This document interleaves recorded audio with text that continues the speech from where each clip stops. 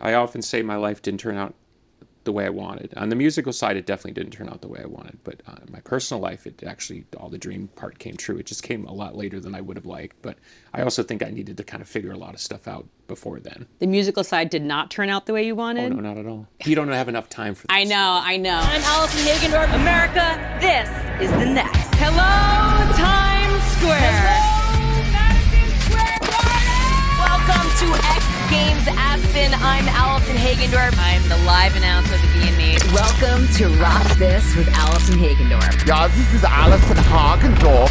Hello, my fellow music lovers, and welcome to the Allison Hagendorf Show. Hello, my fellow music lovers, and welcome to the Allison Hagendorf Show. This is where we celebrate the universal love of music and the rock and roll spirit that lives in each of us. I'm so glad you're here. We are coming to you from DWP Studios in Los Angeles, and I want to give a shout out to our presenting sponsor, Cloudwater. These are quality products I love, and they help make this show possible along with you. Your support means the world to me. Thank you for watching, listening, and subscribing. It is my honor and joy to be sitting down with one of my favorite artists and humans. He is the frontman of one of my favorite bands of all time, a band who helped make me, the Grammy Award-winning The Smashing Pumpkins. This band shaped the course of alternative music and culture forever. They didn't just challenge music, they changed it and continue to endure and thrive. I will never forget the first moment I saw the video for Today on MTV, and I heard that opening riff, and I was changed from that day forward. Billy and I talk all about married life and his growing family, the current tour with Green Day, the new music, the old music, the National Wrestling Alliance, all the stories. We'll be back with Billy Corgan right here in the studio.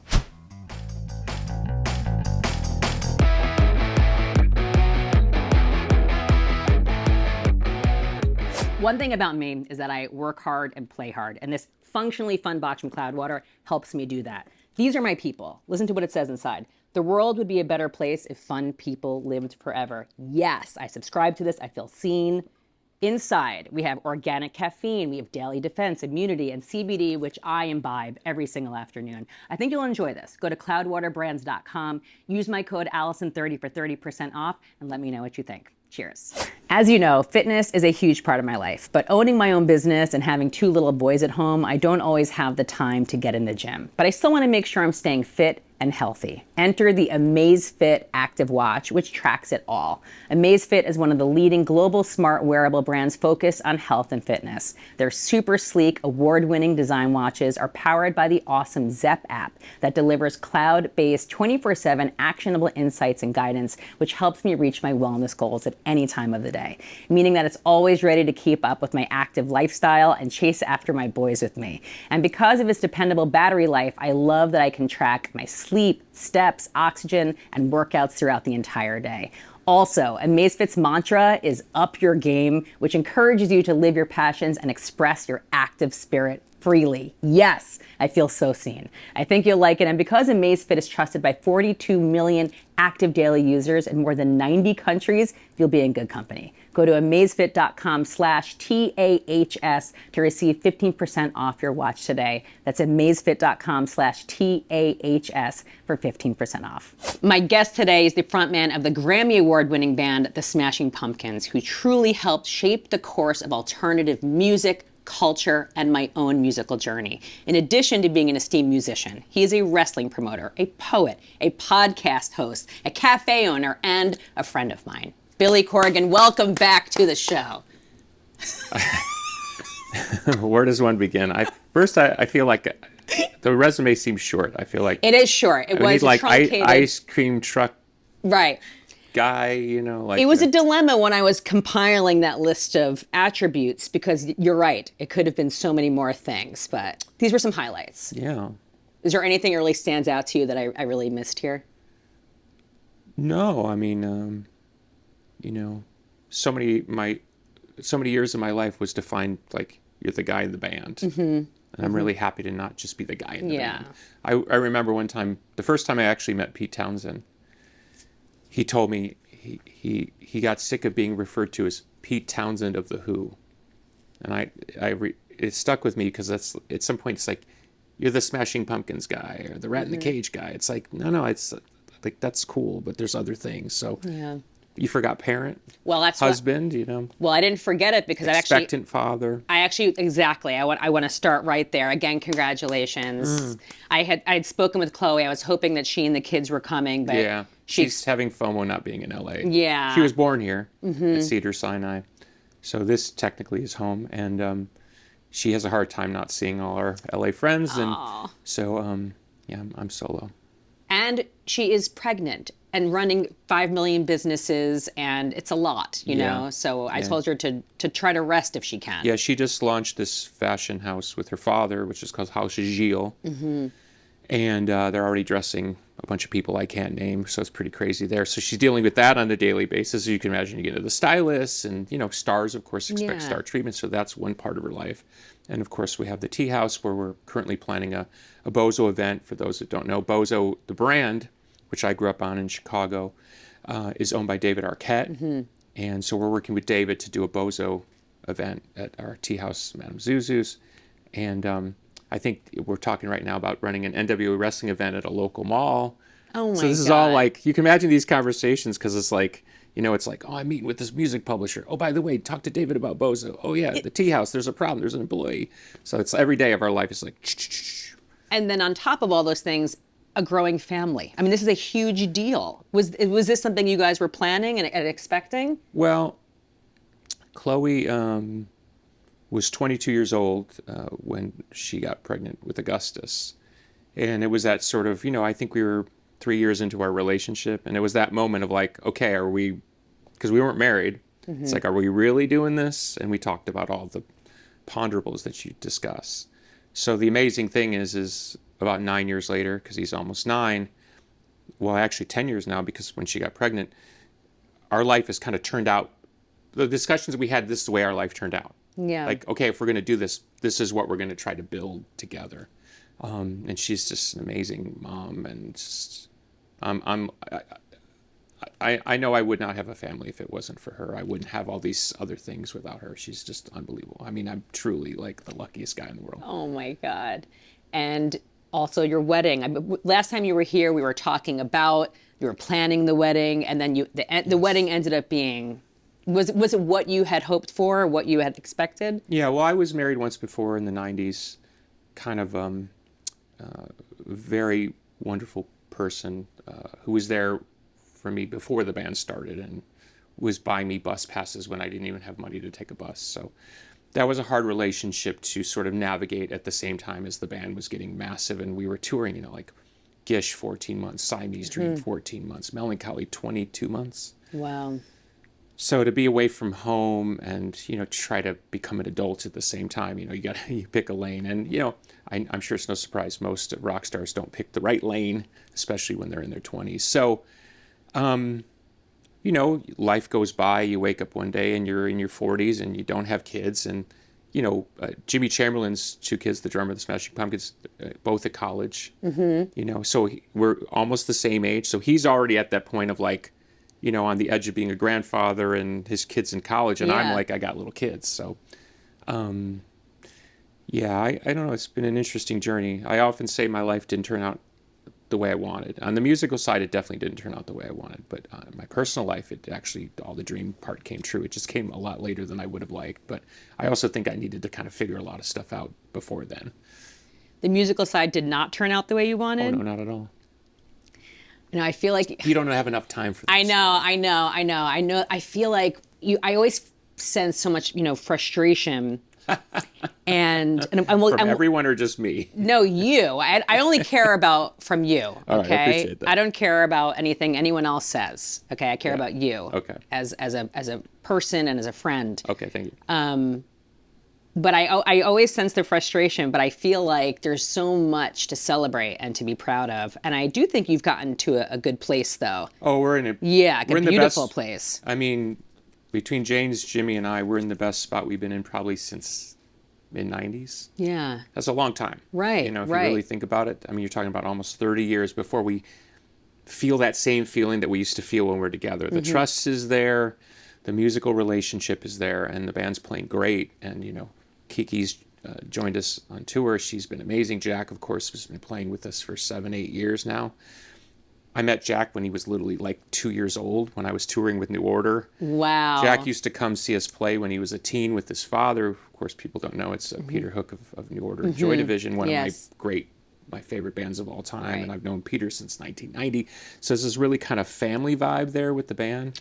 That's beautiful. And to see us happy and kicking ass. Green Day's been so generous on this tour. Rancid's been on this tour as well. Linda Lindis. Everyone's been great. The vibe on the tour is amazing. It's like a dream come true. Audiences have been really receptive.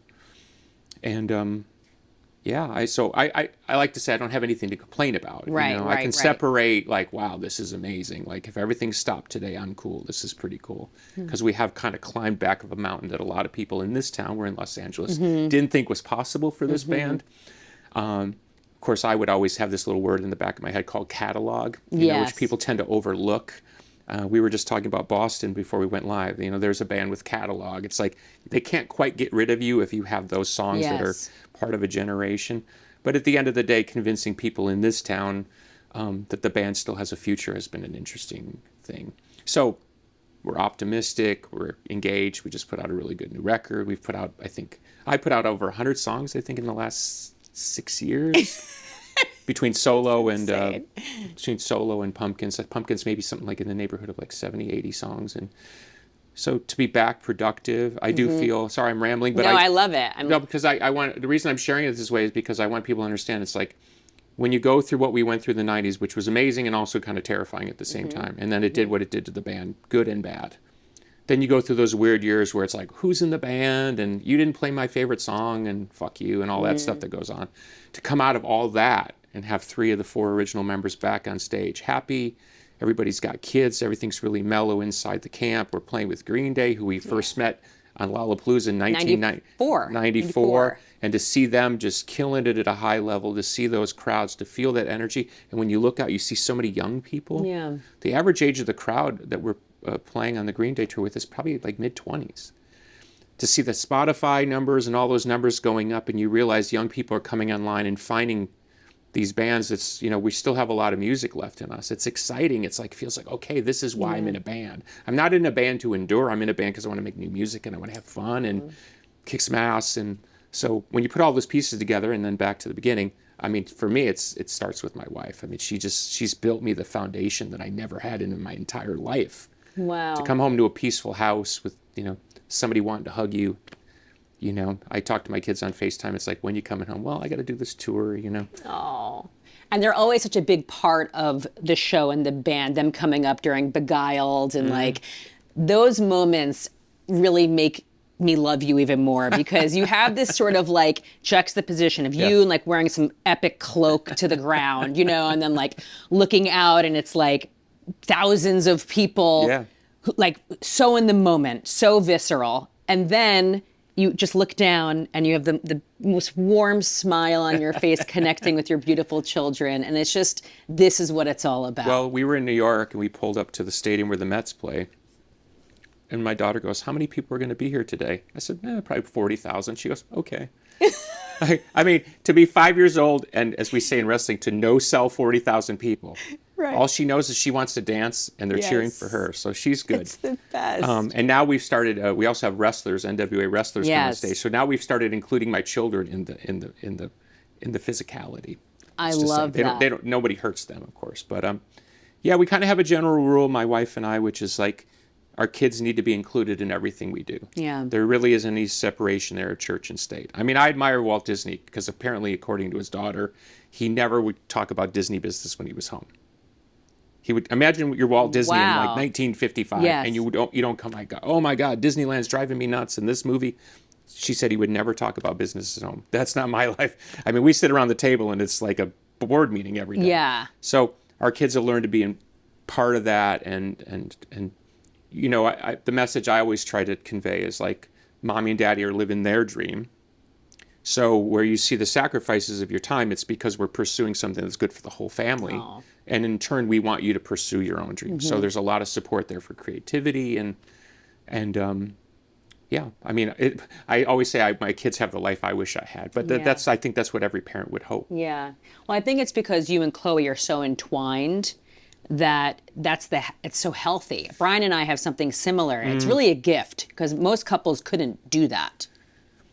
Yeah, I mean, I think it's kind of the true definition of a power couple. You know, I often tell people, because my wife, you know, she's kind of quiet. You know, she's not a big personality. And I say, mess with her at your own peril. You know? She's Chinese and she's Jewish. You know what I mean?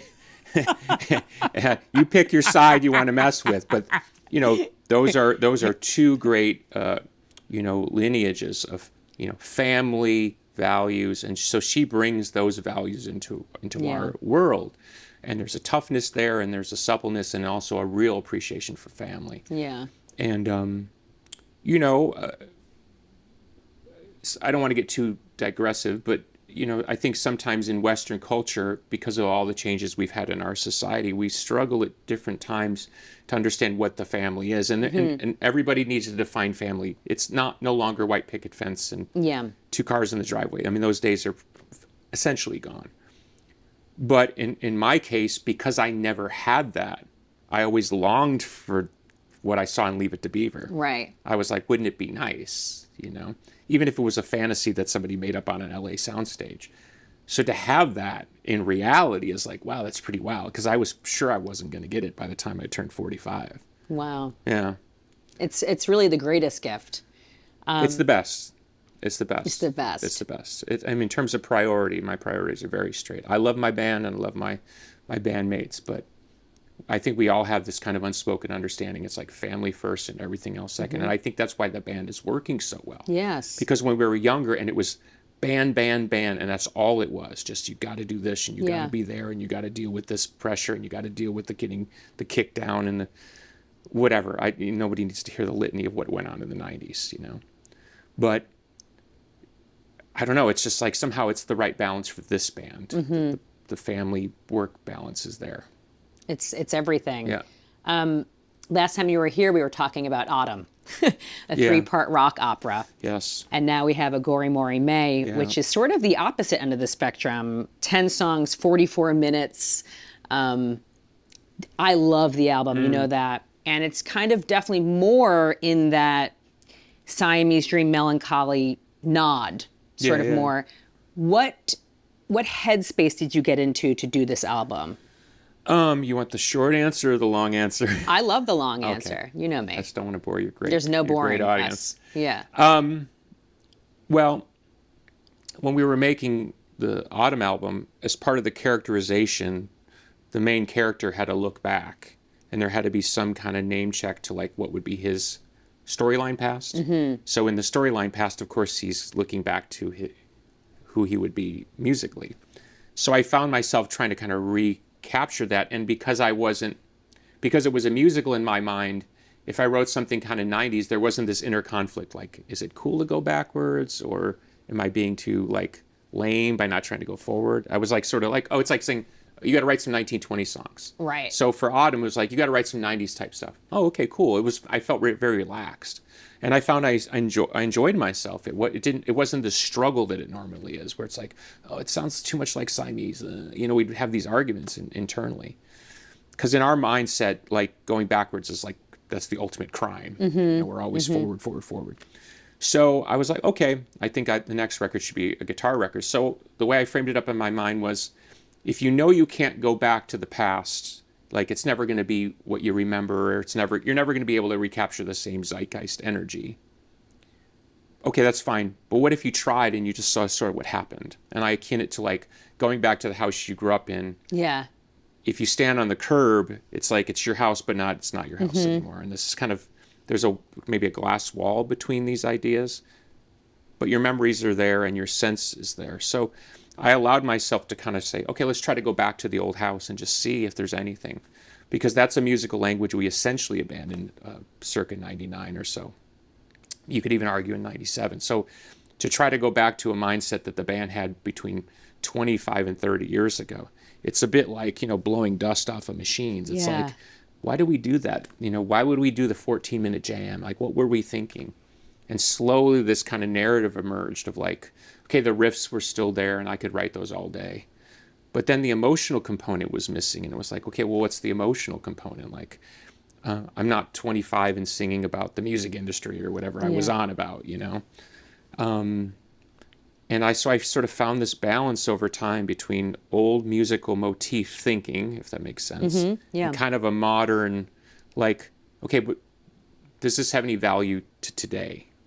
It's like taking an old book and trying to bring it into the present or something. Yeah. Like, you keep what you want, you get rid of what you don't want. And over time, back and forth over 2 years, it just kind of emerged as this very kind of supple, dark, beautiful vehicle that presses those buttons for people, including us, but it doesn't feel like we're repeating ourselves. Right. And that's what I'm happy about. If it did repeat, I don't think I would have released it. No, it feels like a nod, but completely a fresh evolution. Absolutely. Well, the one thing that was always irksome to me, you know, you'd see these people railing at me on message boards and stuff, would be this idea that we had lost the capability to be that band. As opposed to we made a choice not to be that band. And it's a weird thing because you would do music that you thought at least was saying something new, and it would be judged within the prism of like, see, he can't go back to that. He's not Siamese Dream guy anymore. In fact, he probably didn't write that stuff. He stole that stuff from James. Or like people would create all these conspiracy theories. And I'm sitting there like, you have no idea. Like, you don't know what it was like to be in a studio with Butch Vig 7 days a week, 12 to 14 hours a day. I mean, you know, I built those machines. I remember it took some time to like I said, blow the dust off the old machines, but it's like, it's all kind of intact, like Frankenstein architecture. And of course, Jimmy and James, they know that that's all a bunch of bullshit. But when you get into like, let's call it the idea of proof. Am I proving this? Use one of your sponsors, I assume. Cloudwater. It's so good. I haven't tried it, but I know it's good. But it's like, am I trying to prove this is great because I believe it, or am I trying to prove it to prove you wrong? And those are two totally different energies. Right. Yeah. Right? Am I trying to do like the cool super jam to say, see, we can still be that band? Or am I doing it because I'm like, no, this is who we are. Yes. It's just cloaked in other identities. So when we strip off, you know, the 97 and the 2007 versions of the band and go back to the kind of prima material of what made the band successful. Because remember, we abandoned those things for a reason. It wasn't like we were like, this is so great, let's get rid of it. It was like, okay, we said what we wanted to say, let's just move on. And we paid the price. I mean, nobody wants to hear it, but we paid the price. I mean, Adore came out, we were creamed in every music magazine, including the New York Times wrote a whole article by my good pal Neil Strauss, basically saying the band's destroyed itself. For the record, I love that album. Well, a lot of people do, but that's what I'm saying is... I know, it's ridiculous. And I'm not asking... I've learned long ago not to ask for anybody's sympathy, but my point is, we paid the price for our progressive nature, you know? And authenticity. Like, who cares? Well, let me qualify that. Because, and I think people would see it now more than ever, there is the real version of authenticity and there's the fake version of authenticity. And we see now in this 2024 times, we see a lot of fake authenticity because it's a social media skill set. Yeah. You know, here I'm walking my dog. When you're messy like we are and you're imperfect like we are, we're warts and all. You know, you can't fake being this fucked up. You know what I mean? It's like we just are, you know? And some people find it endearing and some people find it completely grating. Because the application of the idea, especially in social media times, is if you know that this thing that you represent, you know, the pillow, if you know that this thing that you represent irritates people, why wouldn't you tone that down? Wow. Or why wouldn't you get a different color pillow? They can't understand why you wouldn't change who you are to serve an audience. So what? So now instead of selling, you know, 23,000 records, you're selling 26,000 records. We're like, who gives a fuck? You know what I mean? Because that application, the way we applied it back in the day, we never would have made videos like Disarm or Tonight or Everlasting Gaze. We never would have taken those chances. We would never have done those crazy albums. So you're trying to tell somebody, no, that doesn't work anymore. That's an antiquated concept. In the new world, it's all about social media.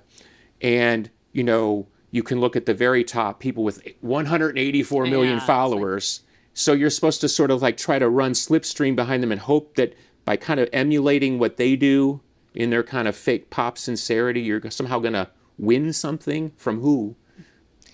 It's also a difference between art and product. They're completely two different things. Well, sometimes they align. The greatest example of that is Da Vinci, painting the is it Michelangelo or Da Vinci who painted the Sistine Chapel? I can't remember. Michelangelo. Right. Yeah. The Pope told him to paint the ceiling. He didn't want to paint the ceiling. Okay. Right. Okay. When you're an artist, especially in the time that we started in the 80s, and things have changed somewhat, but it's still kind of the same thing. It's about other people's expectations and systems of merit. Mm-hmm. Can you get on the radio? Can you appear on the Allison Hagendorf show because you're popular enough? Whatever, right? You still are relying on other people to go, I approve, I approve, right. I approve. There's nothing wrong with that. It's the same when you meet someone that you're desirous of.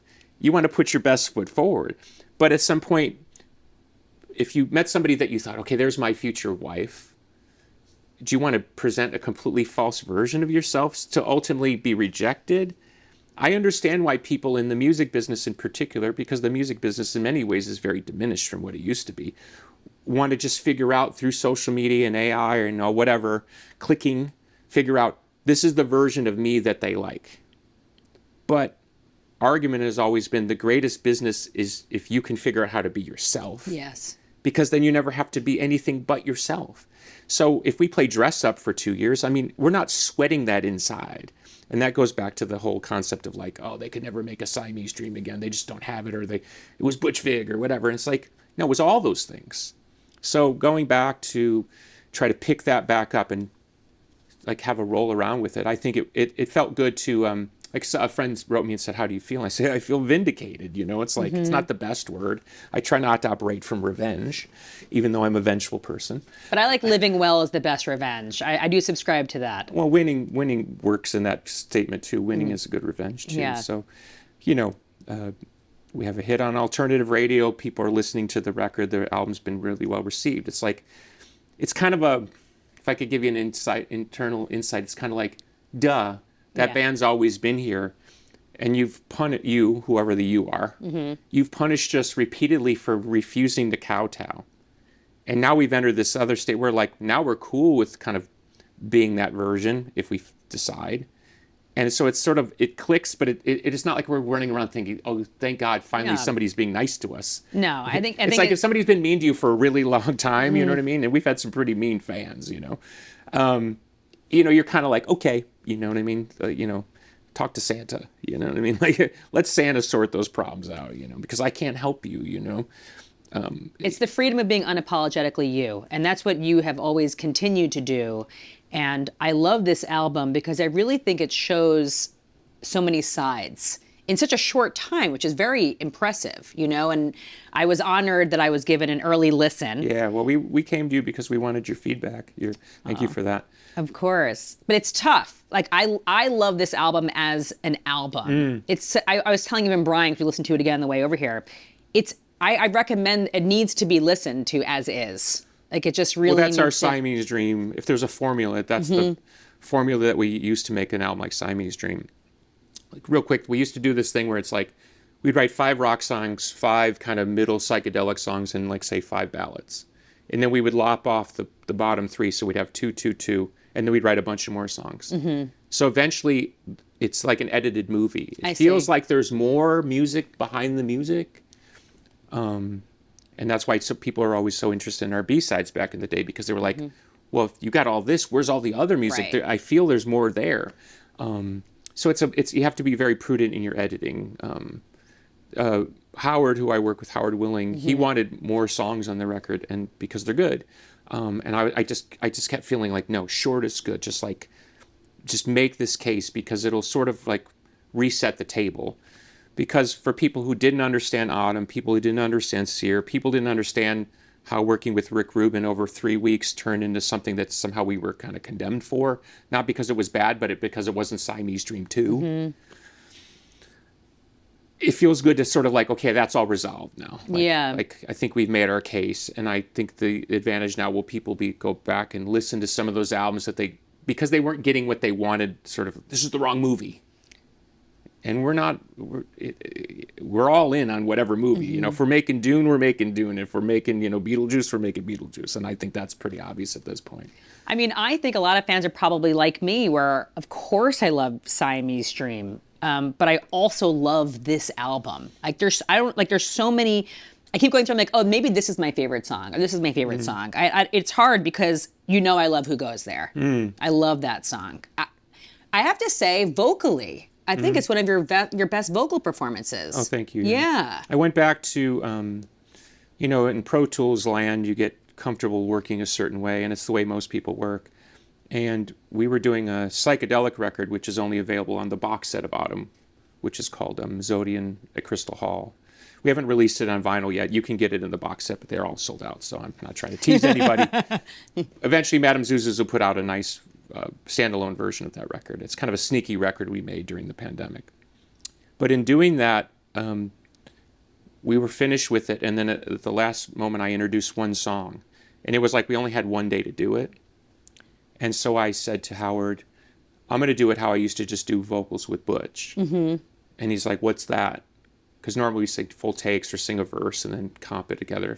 I'm sure everyone knows what comping is. It's where you take 8 takes and decide the best, like 1 word here and 3 words there. It's how everybody works. Everybody. I don't care who you are.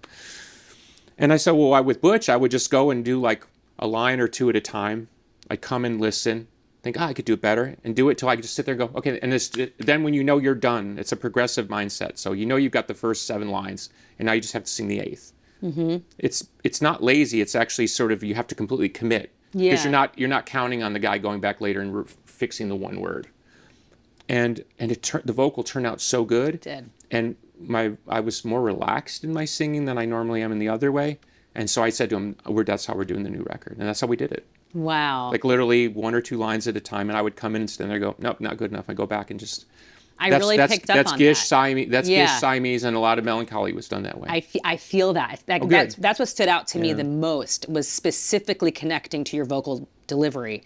That song... I'm glad you noticed that, because that's not something everybody gets. That's kind of what stood out to me the most, especially in that song, just because it's just very... It's such a great top line. It's a great pop song. It is. It has a very pop sensibility to it. I've never been to Kathmandu. That's the if anyone knows the song. It's like I sang that song. I was like, I've never been to Kathmandu, and I was like, oh wow, where am I going with? I don't know where I'm going with that. What about your voice? What do you do for it to keep it so strong and conditioned? Well, that's a good question. It's definitely genetics. My father, who was a singer as well, he didn't really lose his range. So outside of a couple songs, I still sing everything in the original keys, which is pretty a blessing. You don't see that from a lot of aging rock stars. I do a host of like crazy herbal stuff. And there's been some health challenges post-COVID that I've had to navigate. And it's taken a few years to figure that out. But I feel like my voice is as strong as it's ever been. It's not exactly always the way I want it to be, but I think that's for any athlete. You know what I mean? Like you're a workout monster over there. It's like some days you go to do the thing you did yesterday, and for some reason you're like, why is this? Might be inflammation, might be diet. And it's the same with singing. It's like boring fact. I don't usually eat 6 or 7 hours before I sing. Oh, so I starve all day. Really? So that's why if you see me grumpy on stage, it's because I haven't eaten. Every day on tour, that's how it is? Yeah.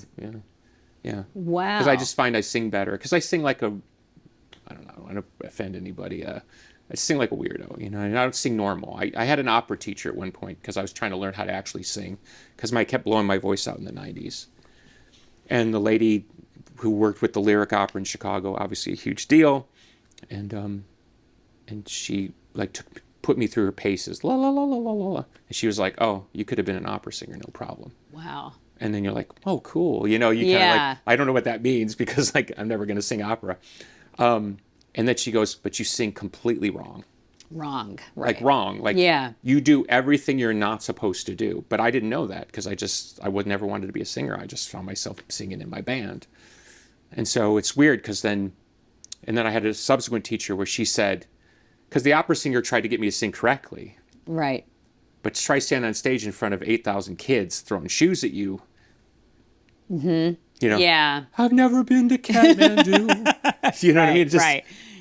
It do I didn't want to fit. sing like a choir boy? You know? So then I had the subsequent teacher who had worked a lot with Steven Tyler.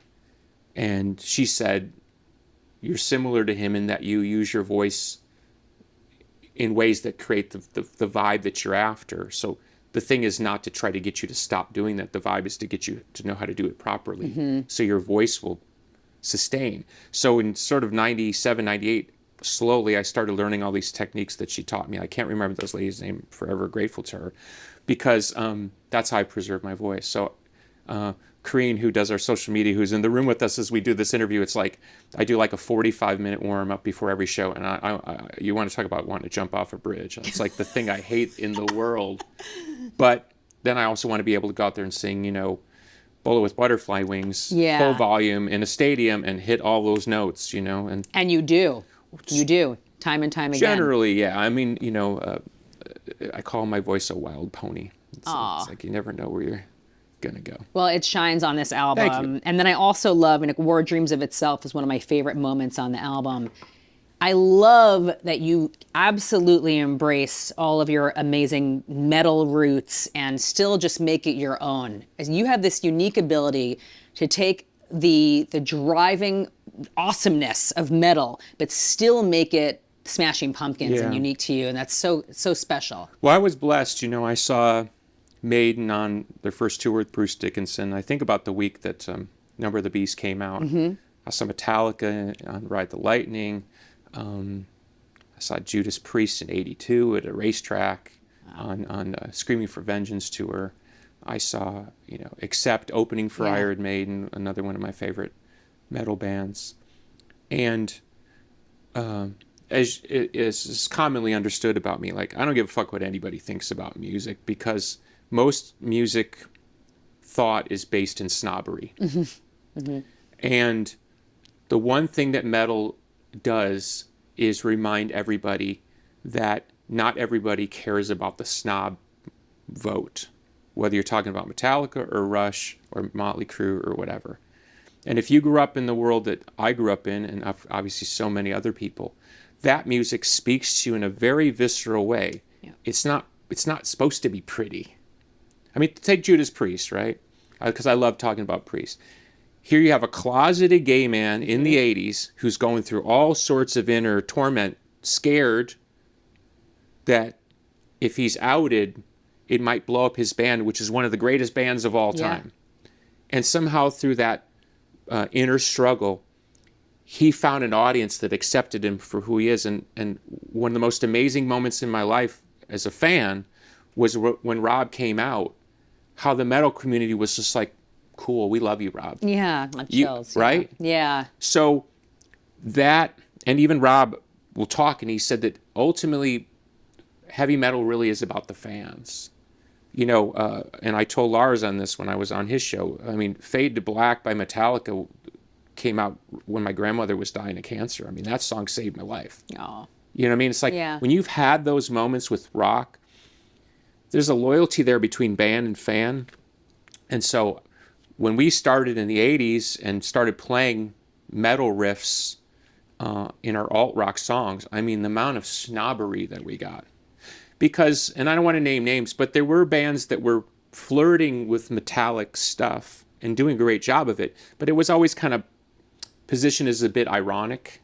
Like we're playing in the sandbox, but wink, wink, like... Just like dipping our toe in. This isn't who we are, because we don't want to get associated with all this stuff that people would commonly associate with that music at the time, the misogyny and, you know, whatever. We all know the downside of metal.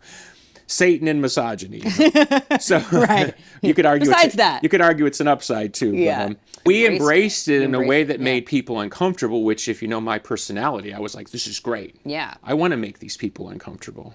I really do. In fact, last night I was talking about this band. Somebody was saying, did you guys ever play CBGBs? And I said, yeah, twice. Because they were at the last CBGB show or something, I can't remember. And they were asking me about that. And I remember playing CBGBs with this one hipster band. and they were super snotty, and they were so mean. They didn't even want to say hi to us. They almost like felt like it was beneath them to be on a bill with us. It's that New York snobby. What year was this? Oh, this would have been like 90, somewhere around there. Okay, so pre-Gish. 90, 91. Okay, yeah. But, even when Gish was out, we were still playing clubs. Yeah. You know? And so, point of the story is they get up with their Vox amplifiers, and the guitars are here, and the guy's singing about his inability to get an erection or whatever, you know what I mean? Yeah, I don't know, you know what I mean? I couldn't relate, but we were generally friendly. In fact, most of the bands that we were friendly with back then, we're still friendly with, I think, which says something, That's right, yeah. But, these snobs and this thing, and then, okay, fuck you, And we get up there and we just fucking smash them. You got Jimmy Chamberlain, you got Marshall Stax. Yeah. We're playing 18-minute versions of Shiva, fuck you. That's metal. That's not alternative. Yeah. That's not an alternative mindset like, hey, we want to be better aesthetically than you. No, we're going to fucking crush you. Yeah. We're going to out-Sabbath you. We're going to out-Queen you. We're going to out-Priest you all night long. And luckily, I had bandmates that were like, they were into it. They enjoyed right? Yeah. So, yeah, fuck it. You know what I mean? And again, it exists today, although in a much weaker form. When you're talking about alternative music, and music is separated by aesthetic forms, where are you supposed to go if you don't belong in alternative music? I mean, it's the land of lost toys, right? Mm-hmm. It's like metal has 18 categories, gothcore and doom-laden core, and you're right, great, love it all. But alt is sort of a catch. It is. A catch-can phrase. Mm-hmm. I mean, because remember, back in the day, we were playing in bills with Urge Overkill, Bjork, the Ramones, Soundgarden, Teenage Fan Club. So cool. I mean, what a time. Just look at the diversity. Yes. And even when we played with Nirvana, like Nirvana is a totally different band than the Pumpkins, but we're all kind of on this bigger umbrella because ultimately it's more of an attitudinal thing or a kind of a DIY thing. So when you get kind of pushed out of that world, well, okay, what world do we go to? So we ended up in Pumpkin Land, you know what I mean? Which was a thing of our own creation. Your own world. Yeah, because you got some snob saying, you don't belong because your guitars are too loud or your solos aren't ironic. And that was the difference, It's like one guy would play the ironic solo like, I'm soloing, but not really. Yeah. And I'm over there like trying to be Yngwie, because that's what I'm after. Shredding. Yeah. Right. Yeah. That's a different level. What did this album teach you about yourself? Is this a clickbait question or I don't know? It's something I actually want to know the answer to. Right? What is what? Okay, wait. I'm going to be serious. What did this album teach me about myself? Or now that it's done and you've completed it, like how do you feel? Okay, yeah. I got something for you. Okay. When I was young and the band was very successful, I drove myself with negativity. Mm-hmm. So all my sense memories of quote unquote my greatest successes in the 90s are connected to negative drivers. You're not good enough. You're not cute enough. Your voice is weird. Like, imagine waking up and looking in the mirror and you're recording with Butch Vig and you're making this major label debut and you're thinking, I'm not good enough. So the only way I can be good enough is I have to like mentally whip myself. I have to stay up all night and like fuss over one word. It's a sort of a monkish, beating yourself with the cat of nine tails, right? So in going back to that type of musical language, I had to make a decision for the sake of my mental health and my family not to go back into a negative frame of mind. Mm-hmm. Because if you're trying to make an album that can coexist with records that you made in a different time under a different set of circumstances, and you're literally inviting the comparison, you're saying, hey, I'm going back to this vibe. And people are going to go, wait, that record, You're inviting it in, which is totally fine. I like it. I book wrestling, right? Yeah. It's a nice matchup. Yeah. Okay, he says this is what they tried to do. Did they pull it off, right? Is that the vibe? Well, the decision I had to make was, okay, it's fine you want to play this little game with semantics and time, but you cannot drive yourself negatively. You have to go home and sit at the table with your family and not bring that vibe home. Or if you think you're going to only be negative in the studio and then go home and be a good father and a good husband and run the NWA or whatever else I'm into. No, you have to, your life is going the right way because you're in a good frame of mind. You've survived and you've graduated that class. It was fine then. I appreciate the why because it was predicated on survival. But now we're in this different time in your life.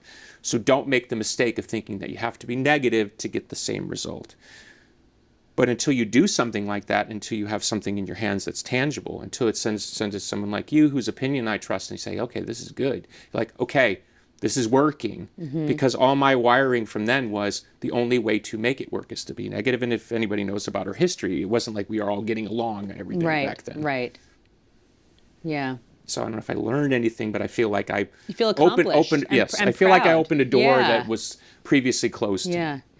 Whenever you tell me about these stories from the 90s, I'm really appalled and also surprised. But just from my perception as a general, I was in my imprinting period of music, you know? And like for me, it was Kurt, it was Eddie, it was Chris, and it was Billy. I viewed... But not in that order, right? Not in that order. I was getting to you. The best for last. But for me, you were all equals. Like the four of you...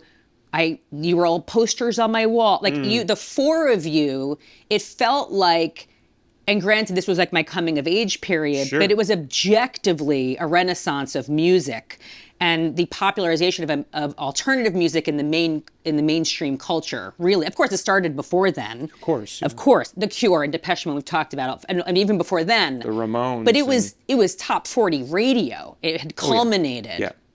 So when I hear these stories from you, I'm baffled because I look at you as you were the biggest band on the planet to me, you know, and I thought you were such a superstar. And we've talked about this before, and I love this, where I think my introduction to you was today because of the video and because of MTV's heavy rotation. And I'll never forget seeing the combination of the visual, the video, and that opening riff, and how it's such an interesting, recognizable introduction. And then it just like hits hard. Yeah. And you were it was so cool. And didn't you tell me that video almost didn't get made? No, they didn't want to make it. That's... Because we had put out Cherub Rock, and it didn't really do as well at MTV. So MTV was like, look, we really want to play this band, but we can't have another video that doesn't perform well, whatever was the inside chatter. For all I know, it was a story to get us to do what they wanted us to do. It might have been the record company making up the story. So I came up on the idea of me playing ice cream truck driver who gives away all his ice cream, blah, blah, blah. And they were like, no. They came back and said no. By the way, was that idea based on a true story? Oh, yeah. I met a guy when I was 12 who was giving away all his ice cream. The dusk was falling. It was half block from my house. I could still see me standing there. And there was a bunch of kids like clamoring, like, and he said, what do you want? You know, I ordered whatever, you know, the red, white, and blue pop that I loved, you know, 3 different flavors. Yeah. And you know, I go to, and he's like, it's free. Aww. And I was pressing enough to say, why are you giving it to me for free? Right. Instead of just being like, thanks, mister. Yeah. And he goes, because I'm quitting. I hate this job. See, this is the best story. Like, that's such a great story. And how sweet. That must have been such a high for him to, like, make all these kids happy. I thought right on you, you know what I mean? Yeah. It's like, you know, it was his way. It was his protest vote. It was like, it was a Robin Hood moment. To heck with this job. I'm quitting, and I might as well just go out like Willy Wonka or something. Yes. So we tried to make the video, and because you have to submit a treatment or whatever, and here's the budget, and they were like, nope. And they literally were like, we don't care what you do as long as it's like the band playing against a wall. Wow. You know, it's like, because that was the go-to. The standard, yeah. You know, you got a 4-minute song, you're going to see the band 2 minutes against the wall. You know what I mean? And they're like, we're safe. And then if you're lucky, there'll be some wandering girl. Right. You don't know why she's wandering. Yeah. She's hot. It's like a moody, brooding She's hot, situation. wandering. Yeah. She's lost. She's lost. She's lost. And maybe her mom yells at her through a screen. Yeah. You know what I mean? They would have been silhouette of a yelling parent. And they would have been so happy with that. Yeah. You know? So how did you get it made? How did it happen? I just said no.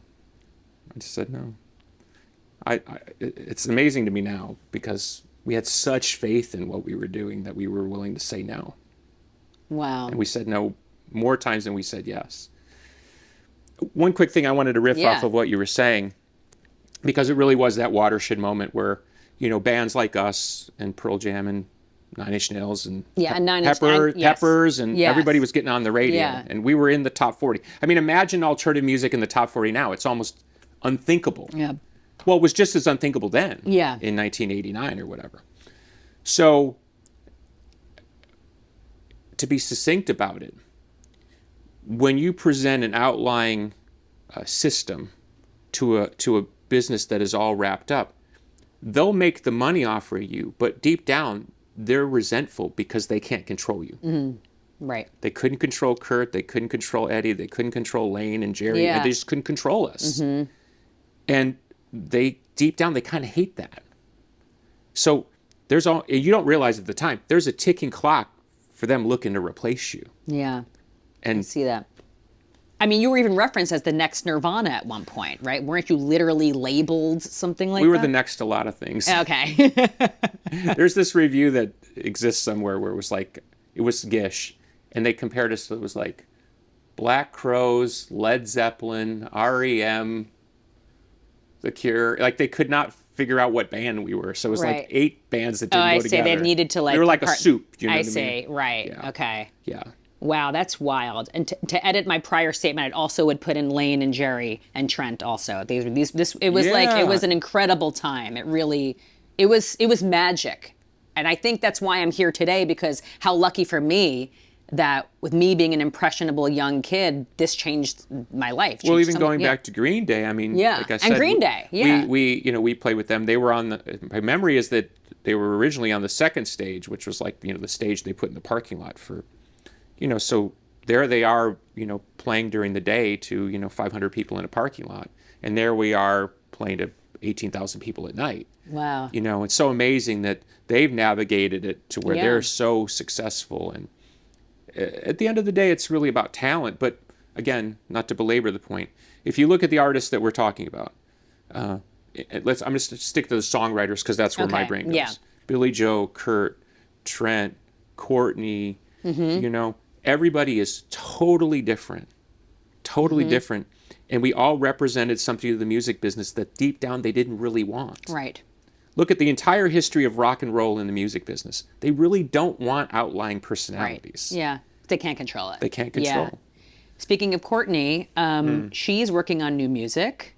Is she? Okay. Well, I wanted to ask you. Well, I've offered to help a couple times, but I think she's fallen with some people in England that she likes. Yeah. I've heard some stuff. I don't have any particular opinion, good or bad, because I think what she's after is something I don't totally understand. Okay. But I think, Courtney is certainly, she doesn't lack a perspective. That's never been the issue, But because of her raw musical talent, she's still relying on other people to sort of translate. Mm-hmm. I like to think that in that thing, I've been the best partner in translating her vision into something that an average fan on the street would understand, And I don't know if people realize that you co-wrote Celebrity Skin and so many. Well, that whole album. Yeah. Malibu is on that. Yeah, I told you. I text you. I'm like, I'm on the way to Malibu. I play it every time with my kids. It's the best song. Beautiful song. So beautiful. Yeah, I mean, of course, I've heard through the years all the different conspiracy theories about who did what, where, and when. It's like saying, this great actor isn't a great actor because somebody else wrote the movie. And I'm not saying she didn't write the movie. I'm saying is people sometimes confuse the raw talent versus the personality. Mm-hmm. And Courtney wouldn't have been Courtney and still be Courtney if the raw talent wasn't part of that equation. Right.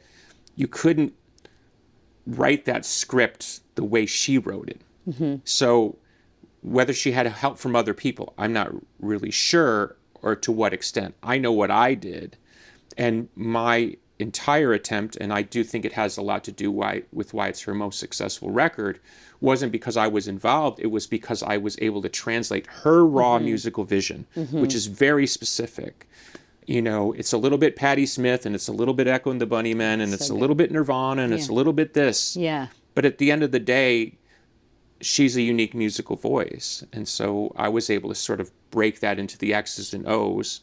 And she was working with Michael Beinhorn, the producer at the time, and he called me and said, you did a really good job, because I totally understand what she wants, but I also understand how you made it easy for me to kind of put together so everybody's happy. Right. Because, you know, she was on a major label and they wanted a successful record. So for everybody who doubted her ability to be successful as an artist, well, then that's that record that sort of brings all those pieces together. So I'll be curious to see what she does. What's your relationship with her like? Oh, very good. I was just texting with her, I think, like 2 days ago. We'll talk every once, like maybe 6-8 weeks. We'll just have a kind of a, she's a furious texter. Just put it that way. That's great. It's like a text storm, you know? Yeah. And it could be about anything. I mean, we were talking about, it was like Rothschilds 1 second, and then what's in the news the next, and it's all good. That's great. Well, you guys have a long history, so that's nice to hear that. 1990 is when we first met. They were touring on, I think, their first album or first single, which was on Carnyland at the time, which was also our label. Yeah. And the rest is history. Well, I'm excited to hear her new music as well. Yeah. I don't know when she last put out a record, but I've been on her for about 10 years. I certainly have a different perspective of what I think she should do, but again, all due respect, the artist always knows better than somebody standing on the outside going, I think this is what you should do. But I'm grateful for the work you have done together, and you never know, maybe there's another opportunity for you guys to collaborate. Yeah, I don't know. I'm pretty sanguine about it all. Well, pivoting from music for a second, Sure. I did not realize. Okay, so I watched the full series, Billy Corgan's Adventures in Carnyland. Okay. Should explain what this is before you launch into this. Well, maybe you should explain what it is. Okay. Reality show based on my life in wrestling with my company, the National Wrestling Alliance, 76 years and counting as an organization. If you're a wrestling fan, you certainly know what the NWA represents. But most people don't understand what it means, and it fell on hard times, and I'm trying to bring it back. So it balances my life in music, and my trying to run this wrestling company, which is up there with the craziest thing I've ever done. Crazy, and that's what I want to get across, because of course I know about the NWA, I know about your owning it and bringing it back and doing all the things, but like it wasn't until I watched this series that I was like, oh my God. This, it's what, like, I don't even know how it's possible. Like the attention you put in with the Smashing Pumpkins is the same attention that you put in with the NWA. Like it's not like, oh, one's a cute side project or a passion project. It is your life. And then on top of that, being a hands-on father, and involved husband now, I don't understand literally how this gets accomplished. Well, I don't mean like in a rhetorical sense. No, like we flew in. We flew in today from Dallas. We played with Green Day last night in Dallas, and then had a 2-hour flight flying to LA, and I'm on the plane writing out, this guy gets mad at this guy, and then this thing happens, and I'm trying to figure it all out. Because on any given NWA show, we're going to tape in a few weeks, well, maybe 80 wrestlers in the building. So imagine a cast of 80 people, and it's all theatrical. So who fights who, and there's storylines. Yes. So and getting everybody to move in the same direction so that's beneficial to them in the NWA. That's sort of the job. So yeah, the TV show, which you can find on the CW app, but also I think it's now getting moved to the other, like it's also Amazon on Prime, and it's also on Apple. Yeah, so more people are seeing it now. Apple TV. It was really well reviewed, like IMDb, which is in many ways the most credible kind of rating system for shows. I think the last I saw was like 8.5. Yeah, it has a high score. Yeah. So I was very pleased because, you're dealing with general America there, right? Like, does it land with somebody who doesn't care about wrestling, doesn't care about the Smashing Pumpkins? Right. That's television, right? I'm also in it. I should also add. Oh, yeah, we forgot about that. I am honored. Episode 1, I think. Actually, so we're watching the first episode, and here I am, and I appear, and I'm like, oh, it's amazing. I'm talking about the Pumpkins and the significance. But then I appear like in almost every episode because every time it comes back to the Pumpkins, I kind of come back giving more context. Well, I love that you don't even know. No, I know that, but I just don't remember because there was a lot of Well, work. I'm in it a lot, I have to say. And I was working in different episodes at different times. But honored to be part of it. No, but you're the person I thought of because we were talking about when we were putting together the whole thing. I said, we need somebody to explain who the band is to people who don't know who the band is. And so I thought of you because I thought you would be able to sort of convey it without, I know you care about us, but I'm saying I felt you could put the right bow on it. Okay. I didn't want to get the snarky writer who's like, controversial. It's Yeah, no. I just wanted, like almost like a simple bio. Like, here's what they are and here's what they represent. And so thank you for that. Of course. As you can imagine, I'm honored to be part of it. But I just was really wowed by that because I think I'm busy and you are in a league of your own. How are there life hacks you incorporate? Like, how do you literally do it all? Yeah. Well, let's start from a negative. People oftentimes will reach out to me about work-related things or ask me for advice. And invariably, 80-90% of the time, what they're asking requires an hour more of their time. And they just don't want to give up that hour. And I blew past that 20 years ago. So if I have to stay up all night to do something, I'll do it. If I have to get up at 6 a.m. Before my kids are up to do something, I'll do it. I find that a lot of people who don't really want to succeed, they build a life that is not made for success. Does that make sense? I understand, yes. They're not really after being successful. They like the idea and they like the 9-to-5 version of that. But to be successful in entertainment, you got to be all in. You got to be all in. Yep. There's no, I'm not saying it's king of the mountain. I'll give a perfect example. Green Day, right? It's their tour and they asked us to be on it. So when we come out at, I think we'd normally play at 6:55. We don't always have the full lights. People are still getting their seats. By the time we get about halfway through, it's packed and it's awesome. And the crowds have been amazing. And again, they've been amazing. But at the end of the day, you're playing a lot of people who either aren't fans, maybe they're seeing you for the first time, maybe they know a couple of the hits, but maybe they're punk fans, they don't even like alt rock, goth, whatever. Well, I have 1 hour to make my case. I mean, that's a pretty intense thing. Okay, and we're not talking about 4,000 people. We're talking about 40,000 people. Okay, here's 40,000 people. Go. It's like an audition. Now take a step back to your question. Okay, what do you need, person A? What does person A need to do that when they step on that stage, they maximize that opportunity? And it isn't like, I'm going to play the greatest show ever. That's not what attracts people to bands. What attracts people to bands is like, wow, I don't know what that is. But something's happened in there. Yeah. And I guess it inspires a certain curiosity. It might be the way you walk. It might be the way you talk. It might be the fact that you just don't care. You know what I'm saying? I think it's the way you make them feel. When I would go see younger bands in the early 2000s, and there was that period where there was a lot of screamo going on and all that, they were all jumping around based on what they thought, not all, but a lot. They were jumping around on what they thought a great concert looked like. Right. Yeah. It was like... Yeah. And the trampolines and the the rises and the thing and I just thinking I get why they're doing it, but that's not what people are interested in. So if it's a mental preparation, so being on tour now for over 3 months almost continuously, it's just really about being in the right mindset. But it was 2 years of making a record before that. And before that I was putting out a 33-song concept record and doing a podcast, and you know what I'm saying? It's just like, you just got to go all in. And I guess what I'm trying to say, and I'm not being articulate at the moment, is if you think it's about doing something to get a result, you're going to lose. Yeah. It's like, this is the way I walk, and I'm going to walk this way whether it works or not. It's not like I'm like every 5 seconds, am I okay? It's like my daughter's always saying, right?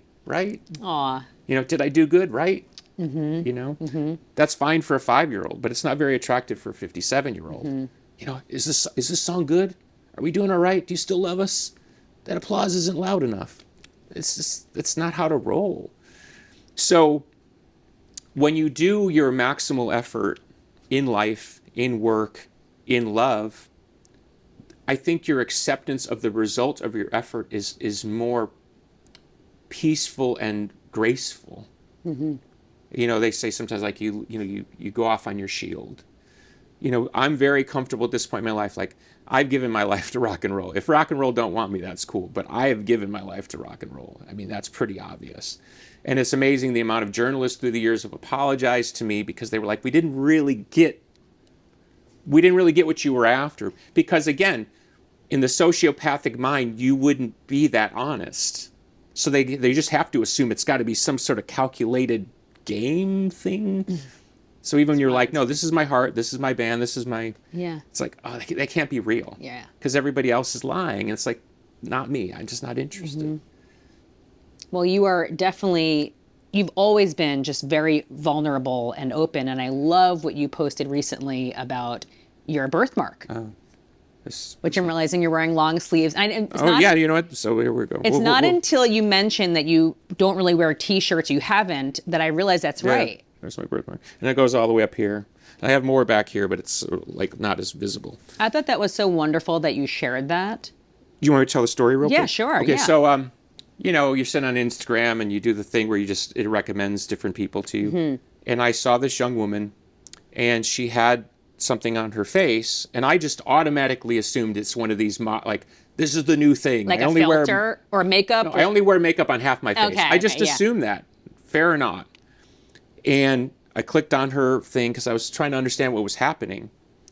And I quickly realized that she has a almost like a blue silver birthmark. Her name's Carlotta. She lives in Italy. She's a model.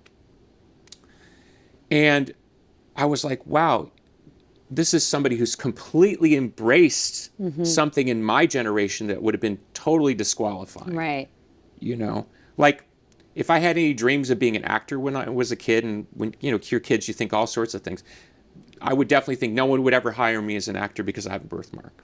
So in my mind, at 7 years old, my cosmetic issue was already disqualifying. Wow. Maybe I would have been a great actor, maybe not. So the fact that you see this this body positivity movement helping people like that at a young age be like, hey man, I'm cool with who I am. Yeah. So I'm like, wow, I'm learning something from this young person, and then I found myself thinking, why am I not cool with this?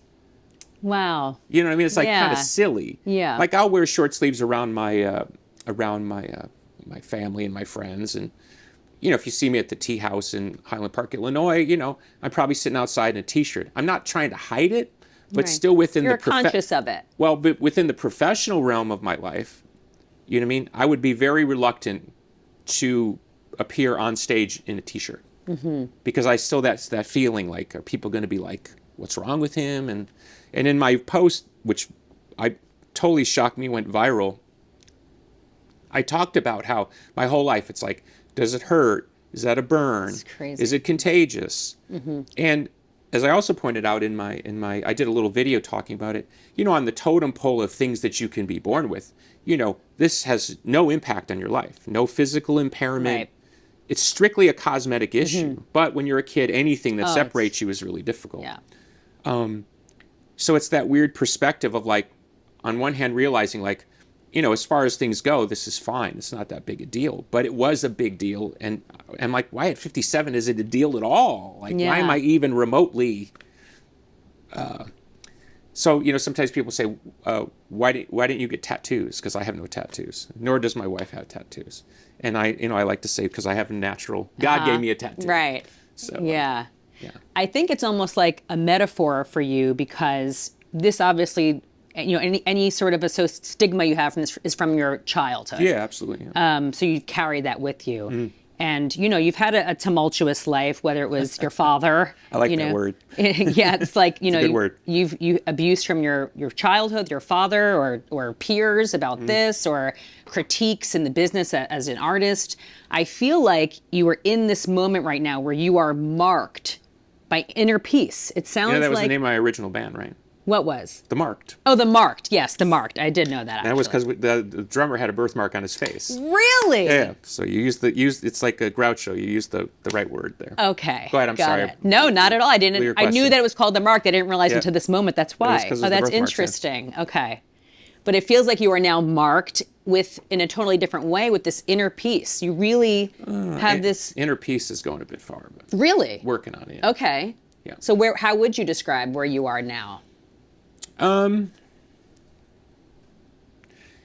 I worked with a therapist in Chicago for a long time who was very helpful to me. It got me out of some suicidal funkiness in my life. And he would say to me, and I'm not sure I agree with him, but I think it's worth sort of throwing out there. He would say to me that when you're imprinted with serious trauma when you're young, it's almost impossible to remove that trauma because the triggers were always going to be there. So his preaching was functional. So if you're high functioning, that's the best way to heal. Because most people don't have time to sit on a mountain and meditate it all out. Right. I do believe in a spiritual way that if I devoted my life completely to spiritual cleansing, I could get there. But try being in a rock band and trying to sort of sort out the spiritual issues about your life and your karma. You know, my father used to say, it's good you were abused as a child because it made you a better rock star. I mean, that's a really messed up thing to say. And he said it more than once. It wasn't a one-time thing. He had completely rationalized. I was going to say, he's kind of giving himself credit. Oh, that gets into a whole nother subject with my daddy. My daddy's passed away, so it's all good. But he had rationalized this idea that my hard life had somehow converted into something. And I always found that really strange, you know. So, yeah, it's hard to say.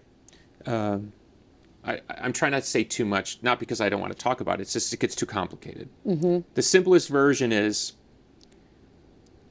it's impossible to find the peace that I would be after as long as I'm in the public eye. Right.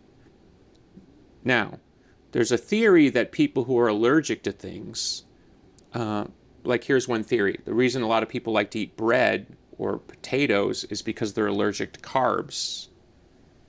And the body wants the substance to actually fight the allergy. Yeah, right. So it's like, it literally is an addictive thing. You crave the thing that you shouldn't have. So on some level, I think public life for me has been the craving the thing I shouldn't have. I really should not be in public life, like at all. I'm really not designed for it. The abused child in me was designed for it. Right. Dissociative behavior, being able to split my personality into 7 different things depending on who's in front of me, and also, let's call it a tenacious will that will refuse to quit no matter how dire the odds. Because if you survive the kind of stuff I've survived, I mean, please, the guy at the record company telling me no on the Today video, I'm like, go fuck yourself. You know? I mean, this is nothing. This is easy. And by the way, you're talking to the disassociative version of me who really doesn't care, because if you don't like what I'm going to do, I'm just going to jump off a roof anyway. It's like really messed up inner thinking. Yeah. So... what version is this with me? Well, with you, I tend to be pretty straightforward. I think I'm pretty much who I am when I walk through the door and when I leave, because I have a trust of you, and I don't feel like I have to play any kind of character anymore. If I'm playing any character, it's because I want to, because I like the cosplay version of like spooky guy or something. No, but I'm trying to get at the heart of what you're saying, because I think it's really important. I think it's also important to sort of convey to people that these journeys are important, even if they are in public. Again, my wife, in her wisdom, provided me with the mental picket fence that I needed to believe in to start to deal with these things. Because otherwise I'd always have an excuse. The next record, the next tour, this guy's in my head, whatever. There's always some drama. And for whatever reason, I just chose to play a lot of this out in public. Less and less so. I think if you look at my public statements through the years, there's a lot less going out in the public sphere. I don't feel the need to share or overshare. But I do feel inspired to try to use my life as some sort of general illustration to say there is a pathway through these things. Real quick, this young woman who was a fan of the band, Josie Walters, killed herself a couple years ago. We just passed the anniversary date. And I know the family now through that experience. And the father is trying to lead the conversation. Fred Walters, her daddy, is trying to lead the conversation that we need to be more transparent and aggressive in trying to keep kids away from the line of suicide. Yeah. And so in marking this was the other day was National Suicide Prevention.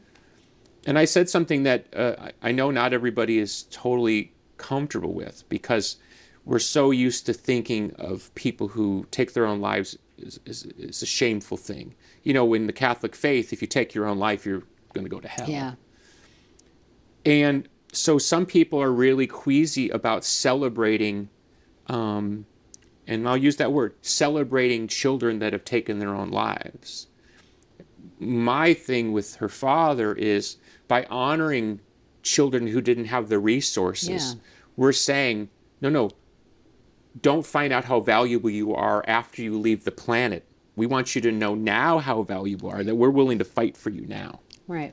And so by holding up his beautiful daughter, literally in a Pumpkins t-shirt in a mirror when she's 14 years old, you know, it's a tough thing to say, look, this is an angel. Yeah. She was dealing with forces that are so beyond, and certainly greater forces than what you and I dealt with in our own generations. So we've got to kind of change this conversation, and it really has to start from saying, look, you are valuable. Right. To be a bit of It's a Wonderful Life about it, and if people don't like it, I don't care. I've had those moments in my life where I thought about taking my own life, and I thought about that it hadn't turned out like I told you before. That my musical life had not turned out the way I thought it would. And, you know, I walk up to that line, even if it's just mentally. You know, I'm Jimmy Stewart on the bridge, you know, before the angel shows up. And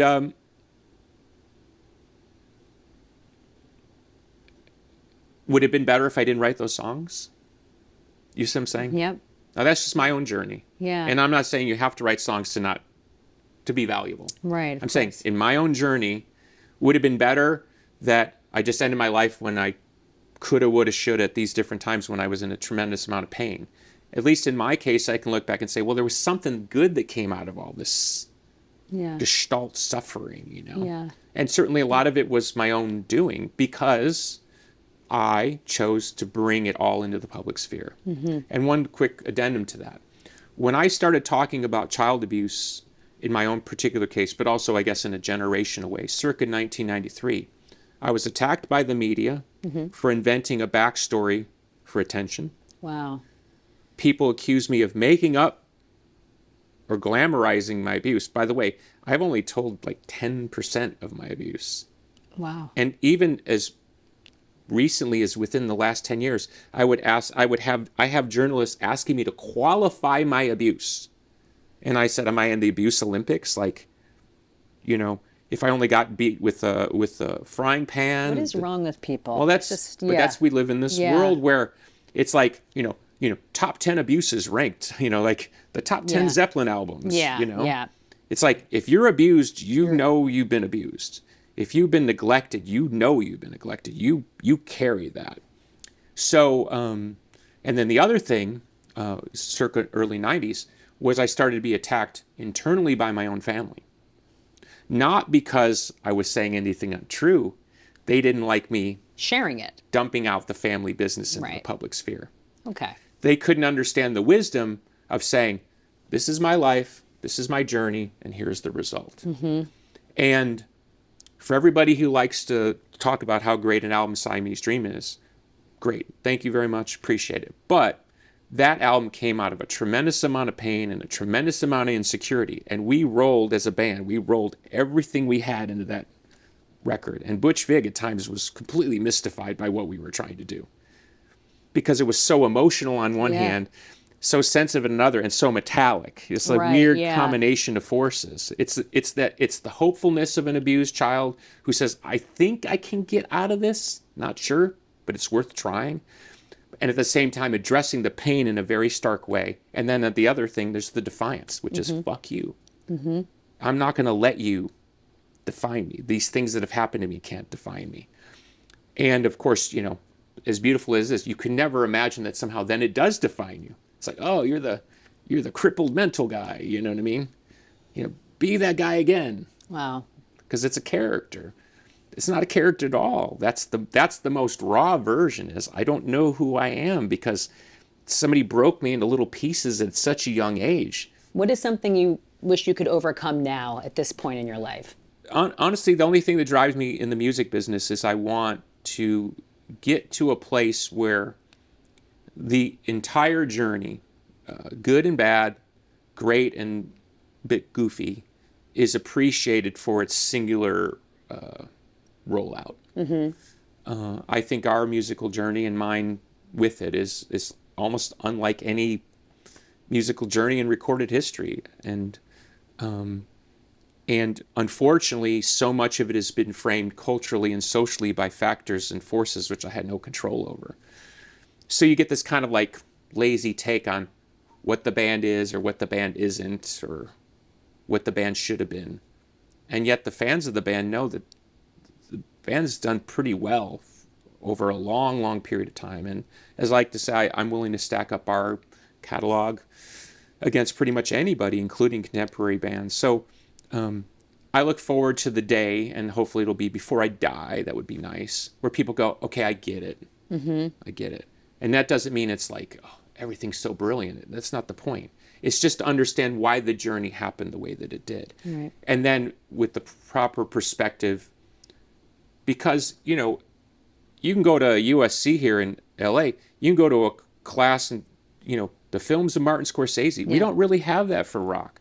We don't have really deep critical analysis. I'm sure there's classes, but I'm saying we don't have that same deep analysis like you do in opera or in movie making or in the theater, where people are able to connect the pieces of how important musical artists are to the sociological and cultural aspects, how they drive narratives, how they set narratives, and how they have a lot more influence over the culture than anybody wants to admit. How it also saves lives. It's well, so there's much that more. too. It's so much more than that. That's let's call it, that's the beautiful silver lining of it all. But what I'm trying to say is, it's like working in a field, you know, without a lot of shade, and out there with your hoe for 35, 40 years, and you just have to keep telling yourself, I know this matters, and every once in a while somebody comes by in a car and goes, you don't matter. You used to be good. You know, and it's like, okay. You know what I mean? You look forward to the day where you put all that down. Like, that story's done. And maybe at the end of the day, that's the true story of the band, is like the band's survival through a system which is really antiquated and which is, quite frankly, collapsed in on itself with clickbait bullshit. Yeah. That what the band represents will ultimately kind of shine through the junk that different cultures threw on top of us because we were inconvenient. Where it's more comfortable in a certain era to be a snotty hipster band with crappy songs than a proto-metal alt band that is influencing hundreds of artists around the world who don't even speak English. Right. In that old system, the snarky band with no songs is somehow better. It's like, okay, sorry, I can't, I don't roll with that. And it goes back to me sitting in front of hipster writers in '89. They'd say, who are your influences? And I go, Queen, Black Sabbath, Boston. And they go, you like those bands? Because back then the safe answer was, you said Velvet Underground. Oh, right. Well, of course. And we love them too. Yeah. You know, I got to know Lou Reed. I mean, talk about an idol. Yeah. There's this great picture of me, Lou Reed, David Bowie, and Robert Smith. That's you want right. to talk about being in the picture? I know, that's insane. But it's because you loved all of those artists. Yes. That helped create. But you know, you worked behind the curtains on these things. Yeah. There are bands, you know what I mean? You know, there are bands that like, you know, it was okay to, you know, if you say, oh, you know what I'm talking about. Well, I will tell you that it's cool to say you like the Smashing Pumpkins. I'm just. It is gonna now, say that. yeah. It is really cool. By the way, new music. Knowing you always have like music going on in your. I was just brain. talking about this on the plane ride today. I'm not sure yet. I've worked for 7 years straight on the band, and so I'm a bit fried. So. Okay. I will say that the the success of the band is compelling me forward, but yeah, I don't know. But it's good to let your brain breathe as well. Well, the way we used to work, we used to practice 6 hours a day, 6 days a week. And we made those records under those conditions. Well, we don't work that way anymore. Right. Different lives, different people live in different cities. So I don't have the advantage of a working band, I call it on the floor, in front of me. I go, let's play this riff, and I can feel it in that moment. It's a little bit more mental these days. So I'm not sure I want to do another one like I just made the last one. So, and I'm not sure they want to get in a room with me 6 hours a day, 6 days a week. Well, please keep me posted. Go back to trauma, you know what I mean? Let's bring it all back. Well, most importantly, we have your growing family ahead of you. Oh, yeah. Awesome. You've said before, you want to be the father to your kids that you wish your own father was. How would you describe your relationship with your kids?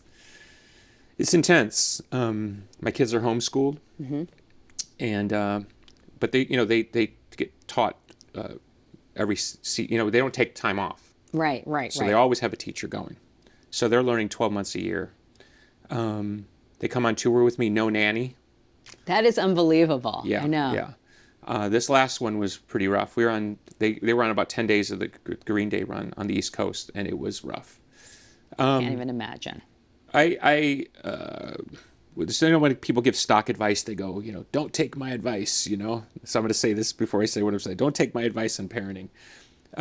My decision, and I've certainly discussed it with my wife, is I want my children to understand critical thinking the best they can now, so that when they get in those teen years where they're going to have a lot of choices, and we all know what those choices are in the internet, I want to instill in critical thinking in them now, so they'll make good decisions when I'm not standing over their shoulder at 14 or 16 or even 20. So we kind of pay the price of letting them run a little bit more loose, Right. Mentally and verbally, than probably most kids their age. The people that have been around them are shocked because they're so verbal, they're so communicative. Yeah. They'll tell you what they want, they'll tell you what they think, and there's an intensity there that comes from my family line. Let's be honest about that. But and it's interesting sometimes to deal with my intensity in the reverse. I'm like, well, now I know why people sort of get put off by me sometimes. It's kind of a force field vibe. It's like, whew, like slow it down. I love it. I feel like I'm the same way. Yeah. Well, hard chargers, as we say. So letting them kind of not, I don't believe in letting kids run the show, but I believe in putting them in a position where they have to make really good choices. It would be so much easier when you're at a restaurant to just be like, here's the phone, eat the cookie and leave me alone. And sometimes it's like, no, you can't have the phone because you're being a jerk. So make a decision. And they got to kind of do their own math. Right. And there's that extra 10 minutes. And sometimes it works, and other times it's like they just keep on being a jerk. Yeah. And they're yelling at you that you won't give them the phone, and Right. and you're the worst dad ever, and all the things. Yeah, and you're sitting there like, but that's kind of the decision I've made, is I really want them, because at some point somebody's going to wave something in front of their face, or they're going to see something online, and I really want them to have their own sense of self, so they'll go, you know what, I know this isn't good for me because it makes me feel bad. And then in turn, I want to be able to communicate with my parents what I'm going through. Right. I love this. I didn't read all of it, but I read a lot of Bono's book, and he talks about a point where one of his daughters, they start to have that kind of teen moment. And he pulled her aside and said, no, we don't really have to do this. Like, I don't have to be the dad that doesn't understand it. You don't have to be the angry teen. I love And he says quite openly in a book, he says he feels they got around that, but Bono's wife, Allie, said, not really, because you weren't there. You weren't there. But I love the idea of talking about it. Yeah. Like, my biggest pet peeve as a parent, and I'm sure you've experienced this, is like, just you wait. You get that? Yeah, of course. Because you got little ones, and it's like, just you wait until they're blank, and you're like, it's almost like this sentence on you. Yeah. Like, here comes the doom. You're gonna find out the internet, and I'm like, I don't. It doesn't have to be that way. One time I had a parent get up in my face and said, "There's nothing you can do. The internet and the phone, and you're going to lose to them, and blah blah blah blah blah." Wow. And I said, and they said they're challenging me. What are you going to do? And I said, I will take my kid, and we will go to a cabin in the woods where there is no Wi-Fi, and I will walk away from all my commitments for 30 days or 60 days, and it'll just be me and him or her, and we'll be fishing. Right. That's, grounding force. Well, that's it. And one other quick story. So both my kids are playing baseball currently, but last year only my son was playing. And, I'm the dad on the side. No, I'm screaming. Yeah, like coaching on the side. Oh, yeah. Yeah. Alpha, totally. Come, run. And, the other parents are looking at me, and my wife pulls me aside and says, you need to chill out. And I said, hey, I wish someone was on the sideline when I was playing, willing to yell at me. Oh, yeah. She said, okay. Yeah, it's true. Yeah. What do you... Because that's what I wanted. Yeah, I wanted of someone to course. actually stand there. And care. And care. Yeah, care and be there. Yeah. Yeah. It's a gift. I found myself in those situations looking for surrogate parents. Yeah. It was coach or the cool dad. Right. You know, who'd take you out for ice cream and tell you could have done better. Right. You know, why couldn't I have that from my old man? You know? Yeah. And now a third one is on the way. Yeah. What do you hope that your legacy is with your children? Well, you're asking the tough questions there, H. That's a tough one. Not because I have a lot of thoughts. First off, just because I know how my life has rolled, my children are going to have to navigate who the world thinks I am versus the person that they know. And invariably, if I'm not here long enough, they're going to have to navigate that, not just personally, but they're going to have to navigate the estate, the songs, the whatever I leave behind of my work. So I really want them to have a sense of who their family is and who their father and their mother are. Because I lost my mom when she was 49 to cancer. I lost my dad 2 years ago to just abusing the hell out of himself at 74. And there's just a lot I don't know. I'll tell you a quick story. A woman reached out to me who was a fan, and she said, I have terminal cancer. And I know you went through this with your mom, and I have 2 sons. What do you wish your mom did for you in her dying that if you had it to do over again? And I said, I wish my mom wrote me a letter. Oh, yeah. Like, let's call it a rainy day letter. Oh. And she was in that situation where they told her she had like 2 months to live. And she ended up living like way, way longer. And I'm not saying she credited me with it, but she said that conversation opened her up to this idea that every step of her life from that point on didn't have to be an ending. That she could sort of create a different pathway. And she felt that had a lot to do with her change in disposition and a lot to do with her living. Yeah. So that's a bit morbid way to put it, but I want my kids to, let's call it, have a living version of that letter. Yeah. Letter, like, I know who my father is. I know who my mother is. I know who my family is. I know the good and the bad in a very honest way. I carry that forward, and I have the chance to fix that or sort of play into the curse of the Corgans, as we say in my Corgan side of the family. There's literally the Corgan side of the family calls it the curse of the Corgans. So I'm the sane one, is the point. Or at least I think I am. You are perfect just the way you are, Billy. Sure, but you know, again, going back to what I said about my old therapist, it's like functional. Yeah. You know, so if you're an eccentric person in the world and you don't quite fit in, and you can feel that pressure from a very early age, you know, it's not always easy to find a way that gets you out of it while at the same time being yourself. Most people, of course, just put a mask on, pretend everything's fine, and I don't know, go see prostitutes or something, you know, like hide behind some other sort darkness. Of vice. Yeah. Yeah. Well, you've done an amazing job of creating your own path, and it's led to you and your beautiful family, which there's nothing greater than that. So yeah, the best. Yeah. Again, all power to God and all gratitude to my wife. It's just amazing. We love you, Chloe. Thank you so much, Billy. Thank you. We'll be right back.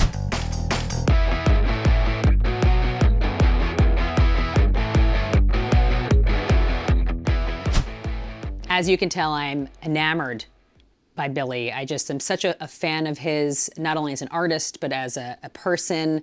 I definitely felt myself like doing this the entire time, soaking up every syllable, but how can you not? Just hearing his stories, his perspective. I just love him, and I can't wait to see where he's going with the new music, and I'm so happy for him and his growing family. There's nothing better. Thank you so much for being part of the Allison Hagendorf Show, presented by Cloudwater. A huge thank you to our other partners as well. Danny Wimmer Presents. Thank you, Road to Ruin Apparel, for my Smashing Pumpkins tank top. Arctic Zone for our guest gift bags. And most importantly, thank you. If you enjoyed today's episode, I would be honored if you subscribe to the channel. And I would love to hear from you. So please like, comment, rate, review, whatever you're feeling, and reach out to me on socials at Allie Hagendorf. Let's connect. Let me know who I should interview next and what made you smile today. Thanks again. I'll see you next week. And remember, you're a rock star.